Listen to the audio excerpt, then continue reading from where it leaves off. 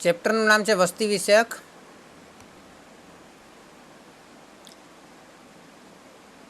અભ્યાસની રીતો.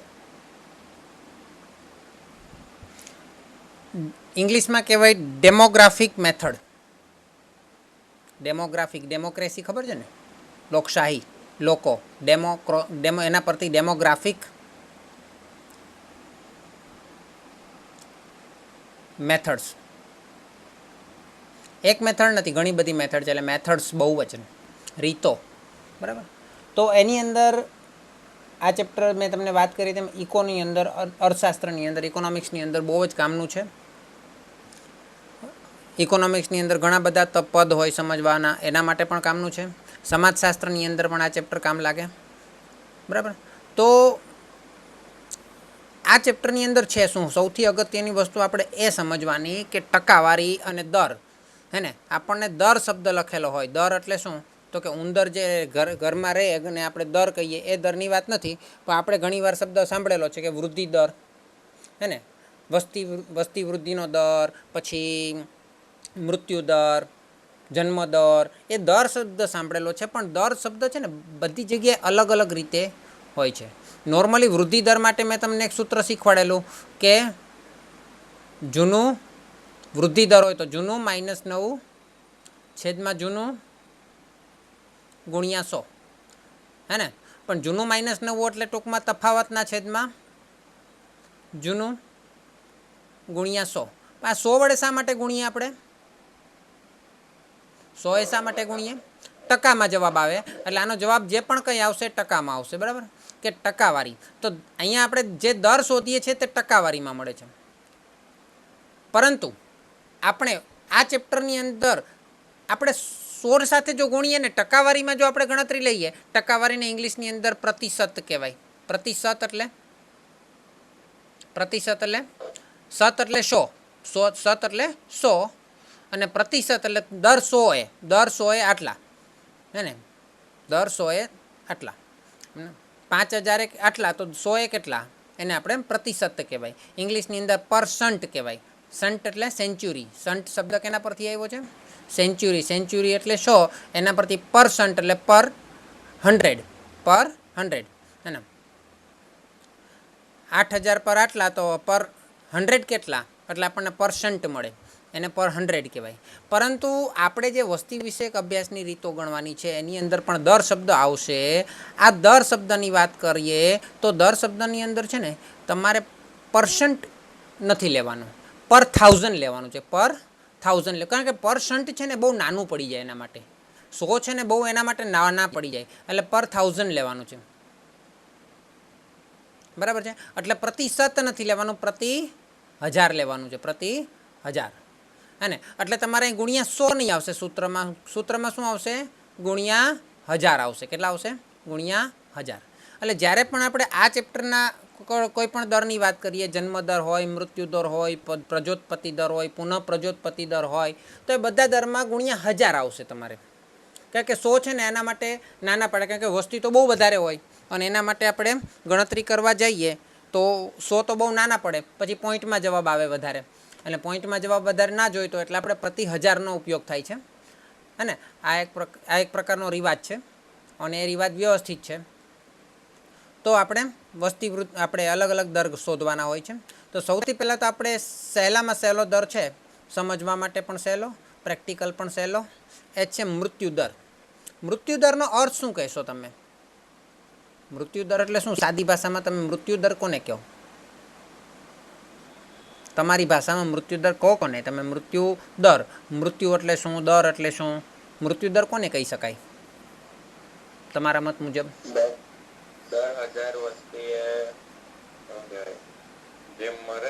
હા, વેરી ગુડ, શાબાશ.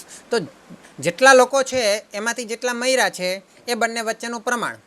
મૃત્યુ દર એટલે જીવિત સંખ્યા, મતલબ જેટલા લોકો હતા એમાંથી કેટલા મર્યા છે તેનું પ્રમાણ, તે કેટલા લોકોનું મૃત્યુ થયું છે તેનું પ્રમાણ. પણ આપણે 10 લાખ હોય, એમાંથી 1000 મર્યા હોય, હે ને, તો પોઈન્ટમાં જવાબ આવે, બહુ મોટો પોઈન્ટમાં જવાબ આવે. પણ આપણે પ્રતિ હજારે લેવાનું કે દર હજારે કેટલા મર્યા છે. 10 લાખે આટલા મર્યા તો હજારે કેટલા, એને હજારમાં કન્વર્ટ કરી નાખવાનું એટલે એને મૃત્યુ દર કહેવાય. એને હજારમાં કન્વર્ટ કરવા માટે આપણે શું કરીએ, 1000 વડે ગુણી દેવાનું. હે ને, એટલે ઉપર શું લખશું આપણે, મૃત્યુ સંખ્યા. ઉપર શું આવશે, અંશમાં મૃત્યુ સંખ્યા અને છેદમાં શું આવશે, વસ્તી. હાલની જે વસ્તી હતી પહેલાં તે. હે ને, એટલે ઉપર શું આવશે, મૃત્યુ સંખ્યા અને છેદમાં શું આવશે, વસ્તી. એટલે શું થયું, દર 1000ની વસ્તીએ મૃત્યુ પામેલા લોકોની સંખ્યા, એને મૃત્યુદર કહેવાય. ઓકે, તો મૃત્યુદર છે એ પણ પાછું છે ને અલગ અલગ રેન્જમાં અલગ અલગ આવે. અલગ અલગ શહેરમાં અલગ અલગ હોય, અલગ અલગ રાજ્યમાં અલગ અલગ હોય. હે ને, એ તો ખરું જ, અલગ અલગ સ્થાનમાં તો અલગ અલગ હોય જ, પણ અલગ અલગ સમયમાં પણ અલગ અલગ હોય. અને આપણે જેમ જન્મદર પણ અલગ અલગ સમયમાં અલગ અલગ હતો, તેમ મૃત્યુદર પણ અલગ અલગ સમયમાં અલગ અલગ હોય. અને આઝાદી પહેલાં જ્યારે આપણો ભારત દેશના લોકોનું સ્વાસ્થ્ય ખૂબ નબળું હતું, ત્યારે મૃત્યુદર ખૂબ વધારે હતો. આઝાદી પછી ધીરે ધીરે જેમ જેમ સ્વાસ્થ્ય મેડિકલ સુવિધાઓ વધતી ગઈ તો મૃત્યુદર ઘટતો ગયો. અત્યારે મૃત્યુદર ખૂબ ઓછો છે. હે ને, તો સમય માટે પણ અલગ અલગ મૃત્યુદર હોય.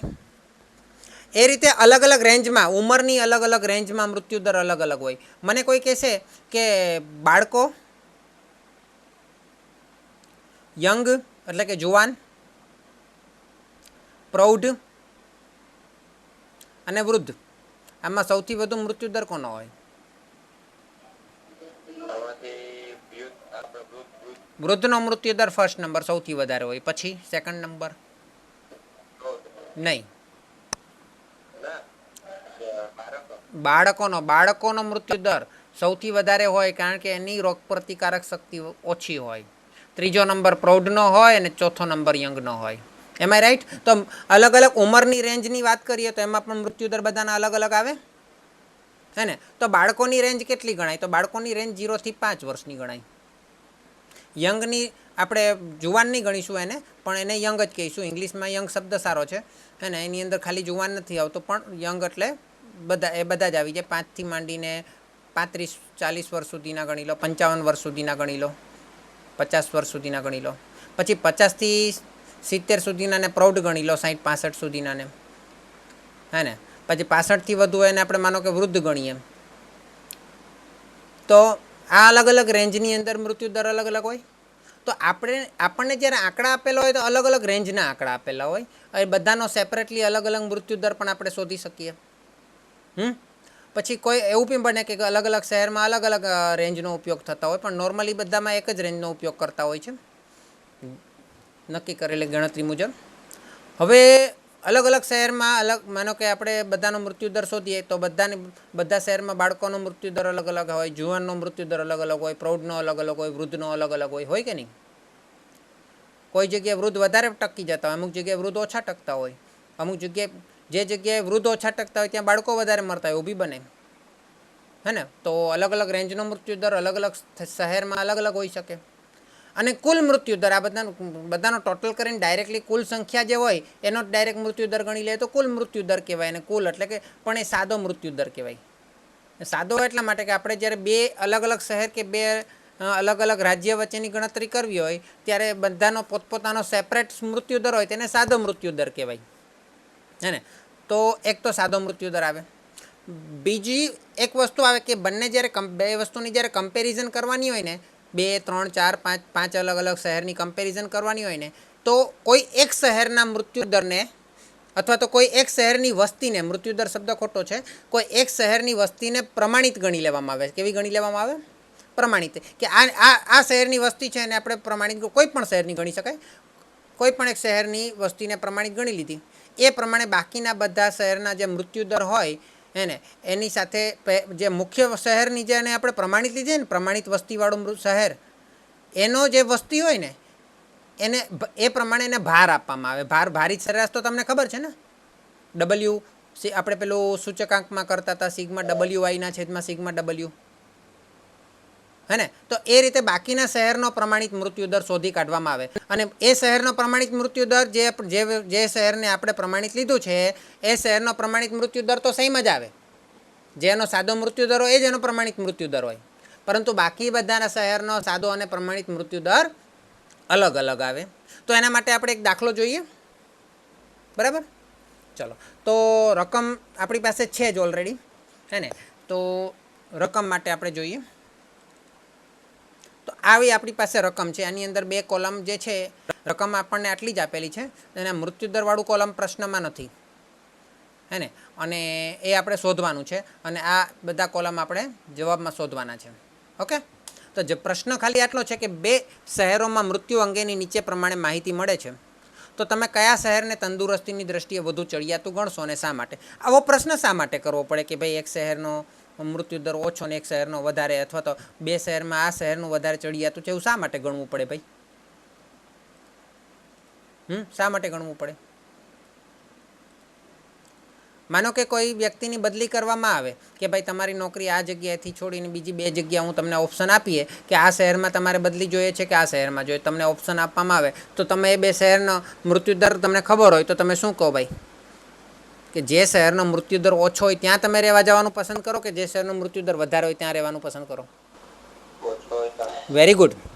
એક બીજો પ્રશ્ન તમને પૂછું, પ્રેક્ટિકલ સવાલ છે, આવા બધા પ્રશ્ન વિચારવાના, મજા આવે, તો જ આપણને ચેપ્ટરમાં પણ મજા આવે. હું તમને એમ કહું કે એક ડૉક્ટર છે, ડૉક્ટરને વિચારવું છે કે ભાઈ આપણે કોઈ શહેરની અંદર જઈને ત્યાં ક્લિનિક ખોલવું છે. આપણા શહેરમાં તો ચાલતું જ નથી, બહુ બધા ક્લિનિક છે. કોઈ એવા બીજા શહેરમાં જ્યાં ક્લિનિક ઓછા હોય એવા શહેરની અંદર ક્લિનિક ખોલવું છે, તો 2-3 શહેર, 4 શહેર, 5 શહેરનું તમને ઓપ્શન આપવામાં આવે અને બધાના મૃત્યુદર તમને ખબર હોય, તો એ ડૉક્ટર છે એને તમે શું સલાહ આપશો કે કયા શહેરની અંદર ક્લિનિક ખોલવા જવાય? Very good. જ્યાં વધારે મૃત્યુદર હોય ત્યાં એક ડૉક્ટરને મોકલાય, હે ને, કે જેથી કરીને ત્યાંનો મૃત્યુદર ઘટાડી પણ શકાય અને પહેલાંનો ધંધો પણ ચાલે. ઓછો મૃત્યુદર હોય ત્યાં ડૉક્ટર પાસે કોણ જવાનું? જવાનું છે કોઈ?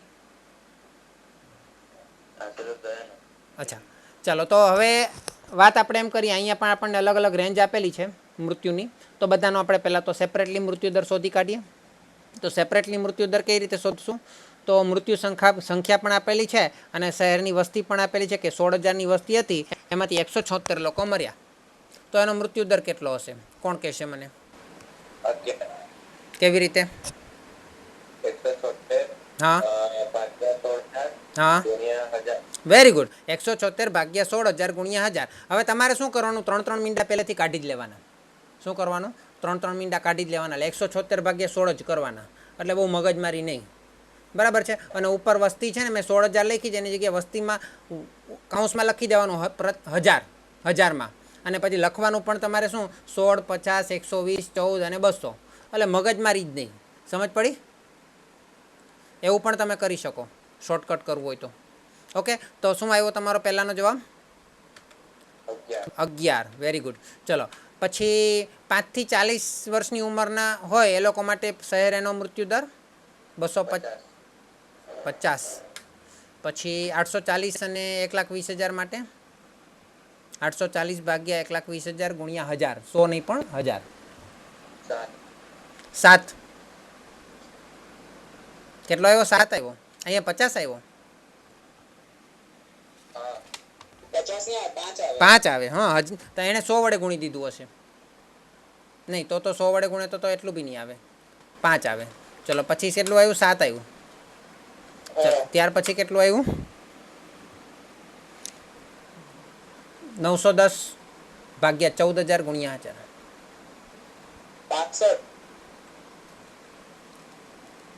65. બરાબર ને? આપણને ટોટલ આપેલો નહીં હતો પ્રશ્નની અંદર, એ ટોટલ તો આપણે ગણેલો છે. ઓકે, ચાલો. ત્યાર પછી શહેર બીની વાત કરીએ. તો બધા રેન્જ વાઇઝ, એટલે ઉંમરની રેન્જ વાઇઝ આપણે જોઈએ તો 0 થી 5 વર્ષની ઉંમરના બાળકો માટે કેટલો આવે છે? 130 ભાગ્યા 26. Very good. ચલો, ત્યાર પછી 5 થી 40 વર્ષના યંગ માટે 6. પછી 40 થી 75 વર્ષના સિનિયર માટે 8. Very good. 8.5. અને ત્યાર પછી 75 થી વધુના ઓલ્ડ એજ માટે 70. Very good. ઓકે. તો આ સેપરેટલી અલગ અલગ શું થયું કહેવાય એને?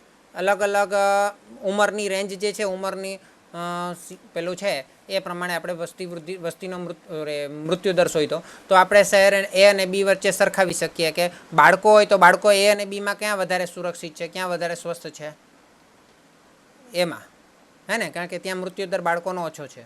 યંગ માટે પણ એમાં, હે ને, સિનિયર્સ માટે પણ એમાં અને ઓલ્ડ એજ માટે પણ એમાં, કારણ કે બીમાં બધામાં મૃત્યુદર વધારે છે. દેખાય છે ને તમને?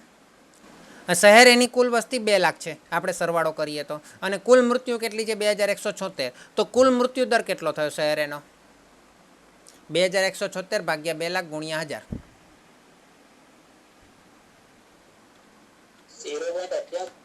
હા, આ આપણે ખરેખર છે ને અહીંયા સરવાળામાં ના લખવાનું હોય, બરાબર. 0.88 કઈ રીતે આવ્યા? 10.88 આવે. હા, 10.88. ઓકે. ત્યાર પછી એ જ રીતે સરવાળા તરીકે નથી એટલે મેં અલગથી કાઉન્સમાં લખ્યું છે. એને આપણે અલગથી સૂત્રમાં ગણતરી કરીને લખવાનું હોય. અને શહેર બીનો મૃત્યુદર 12.39. તો કઈ રીતે તમે લખશો સૂત્રની અંદર લખવું હોય તો કે શહેર એનો સાદો મૃત્યુદર, શું લખવાનું? શહેર એનો સાદો મૃત્યુદર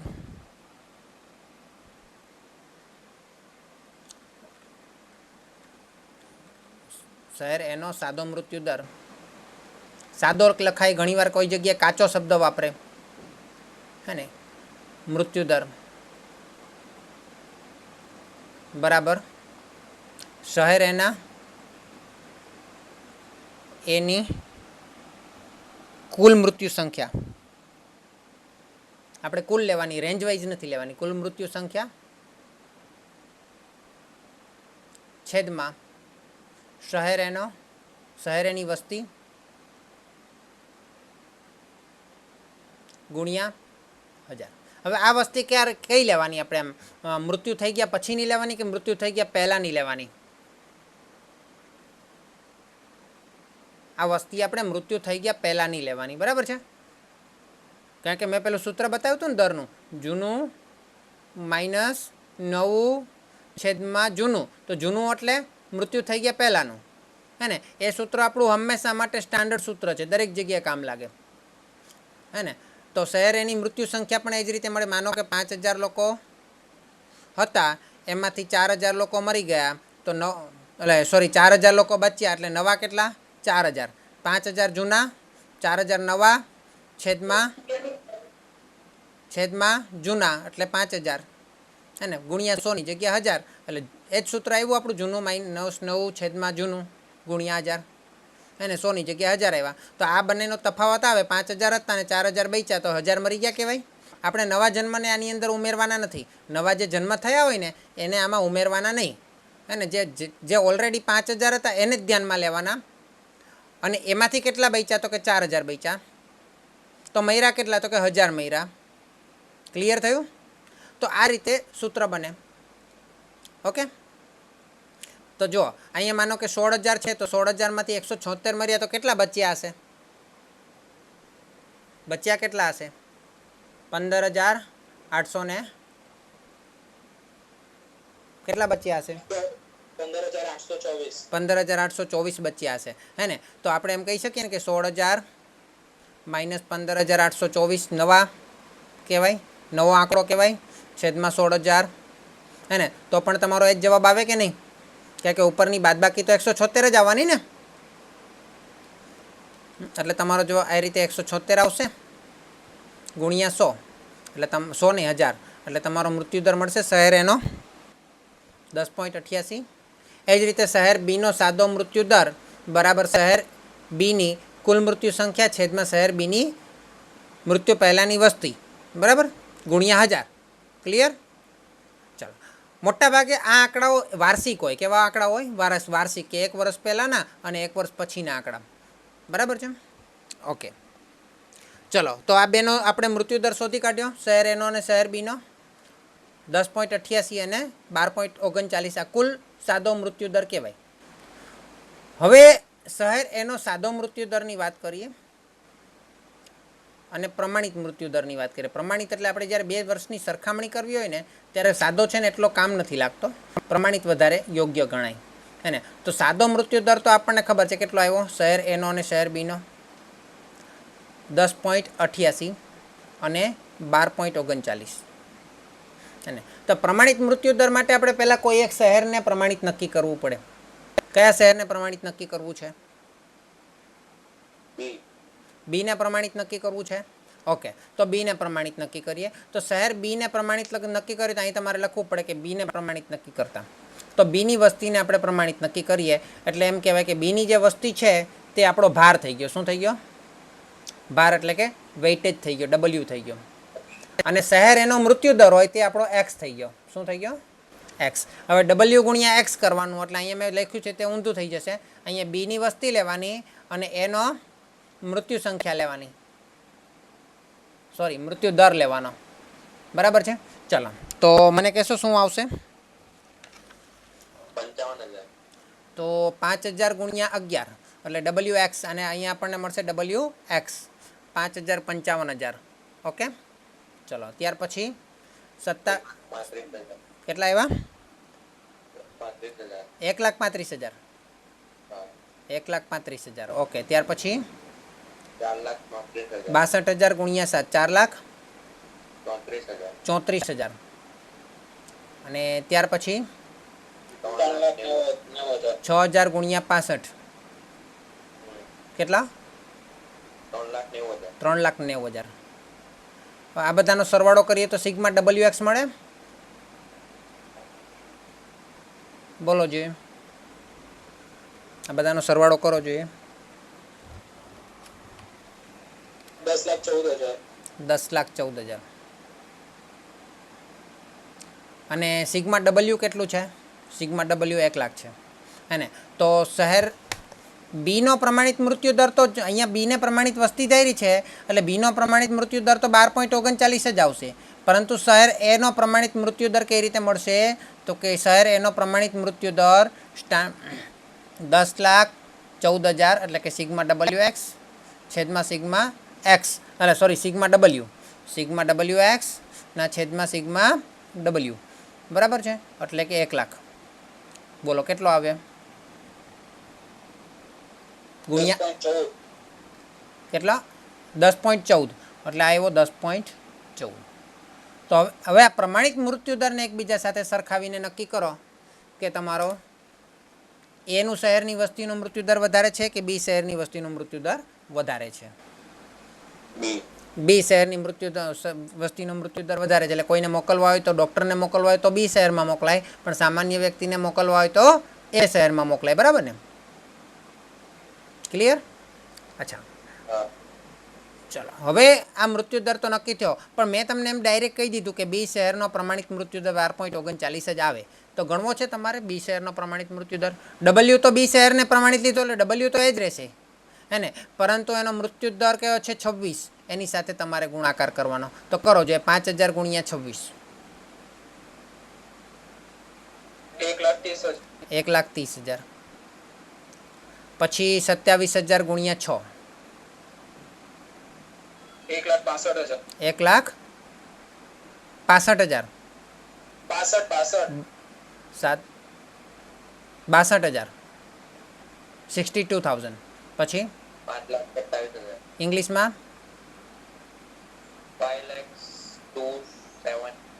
27,000. ઓકે, ત્યાર પછી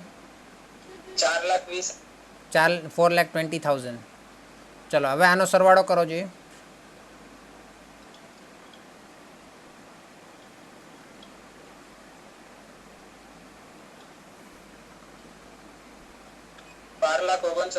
$12,39,000 આવ્યા. અને આપણો સિગ્મા ડબલ્યુ એટલે કે 1,00,000 વડે ભાગો એટલે 12.39 આવી ગયા. એટલે જે શહેરને તમે પ્રમાણિત લો એનો પ્રમાણિત મૃત્યુ દર અને સાદો મૃત્યુ દર સરખો જ આવે. એટલે ફરીથી ખરેખર જોવા જઈએ તો ફરીથી આ વસ્તુ ગણવાની જરૂર નથી. જે શહેરને પ્રમાણિત નથી લીધું એના માટે તમારે પ્રમાણિત મૃત્યુ દર શોધવો પડે, કારણ કે એ અલગ આવે. ક્લિયર થયું આટલું? બરાબર છે? તો તમે દાખલો લખી કાઢો, આગળ આપણે જોઈશું.